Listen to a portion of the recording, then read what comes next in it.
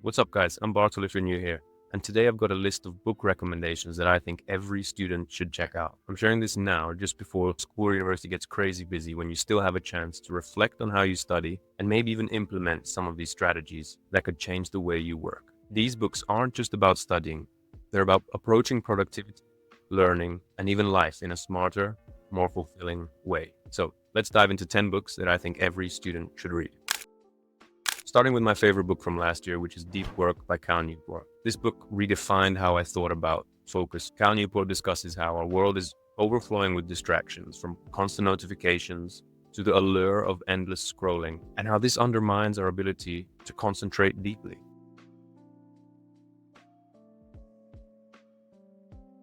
One of the most impactful ideas is the principle of least resistance, which explains why we often take the easiest path when distracted, like checking our phone instead of tackling important tasks. I think the best part of this book is that he provides actionable strategies to resist those impulses, build new habits, and focus on meaningful work. To be honest, his advice has helped me create routines that prioritize quality over quantity, cutting out unnecessary busyness. If you're tired of feeling busy but not productive, this book is a game changer. Definitely check it out.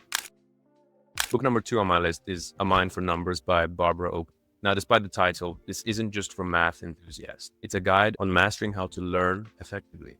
Oakley simplifies complex concepts about brain function into actionable tips. One standout is her discussion on chunking, the way of grouping information into digestible units to make it easier to remember and apply. Another game-changing concept is the brain's focused and diffuse modes. Now, focused mode is for active problem solving, while diffuse mode is the brain's behind-the-scenes processor working when you take breaks. Understanding this balance has made my study sessions significantly more productive. Oakley also offers her advice on overcoming procrastination and optimizing your study schedule, which makes this book a definite must-read for anyone tackling challenging subjects.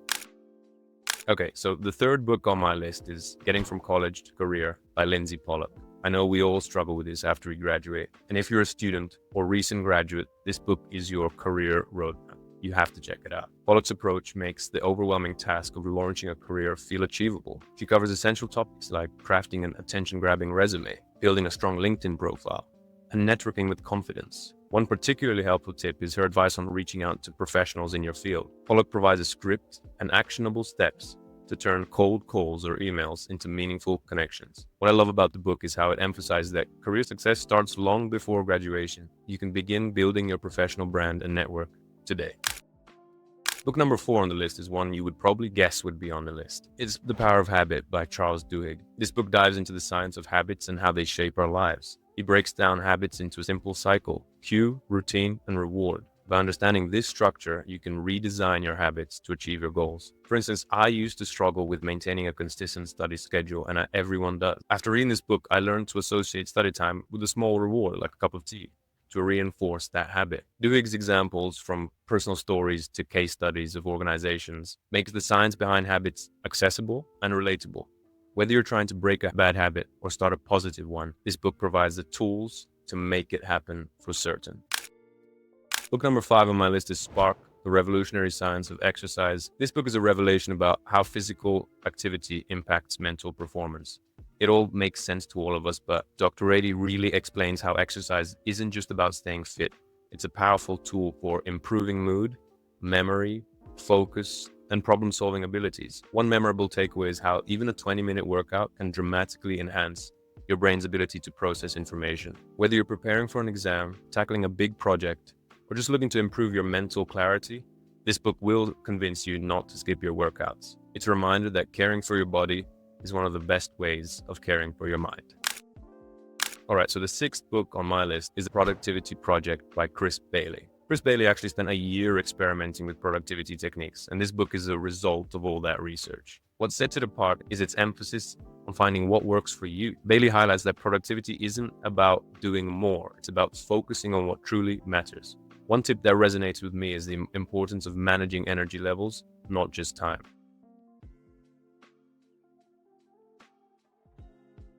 He also delves into mindfulness practices, batching tasks, and the benefits of single tasking over multitasking. If you love experimenting with new productivity hacks, Bailey's practical advice and relatable anecdotes will keep you engaged and inspired. Hope you enjoy it.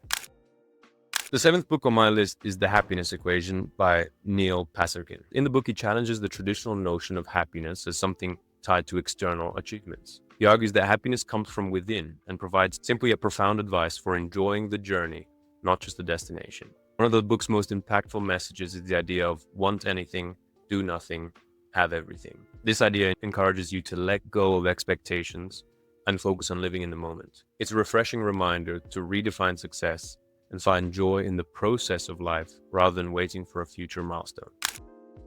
So we're now on to book number 8 on the list, and that is Steal the Show by Michael Kort. This book is a masterclass in communication, offering tips for everything from public speaking to job interviews.